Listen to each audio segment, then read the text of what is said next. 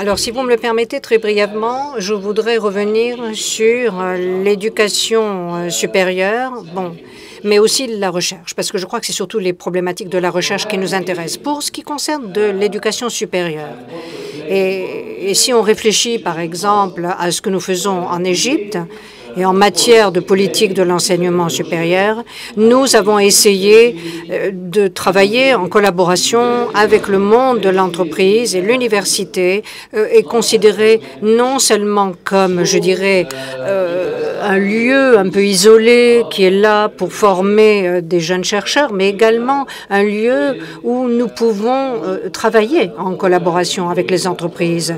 Et nous avons donc reflété cela dans les contenus de nos enseignements. Maintenant, lorsque l'on parle du monde universitaire et du classement de nos universités, n'oublions pas qu'il y a un classement qui est fait en fonction des publications au niveau international. Et chaque année, nous recevons des prix, des fonds, de l'argent, chaque fois qu'il y a des publications qui sont reconnues à l'échelle internationale. Et ça, c'est très important pour nous, parce qu'il y a une reconnaissance en plus du financement. Ceci, évidemment, implique certains avantages. Pourquoi? Parce que cette recherche qui reçoit cette aide et ce financement nous permet donc d'avoir un meilleur classement. Ceci permet d'attirer des étudiants du monde entier. Ceci permet également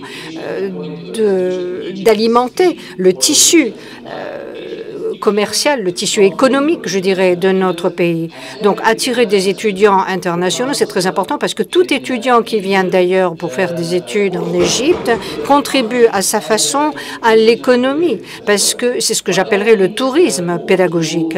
Donc, maintenant, qu'en est-il de la recherche scientifique? Là, je voudrais aussi me permettre quelques réflexions. Alors, tout d'abord, je pense que nous comprenons parfaitement bien en Égypte que si nous soutenons, nous appuyons la recherche, c'est également permettre d'avoir une valeur ajoutée pour notre économie, pour notre pays. Il y a un certain nombre de mesures qui ont été prises, mais je voudrais parler plus particulièrement de ce groupement des industriels. Quelle est la question qui se pose?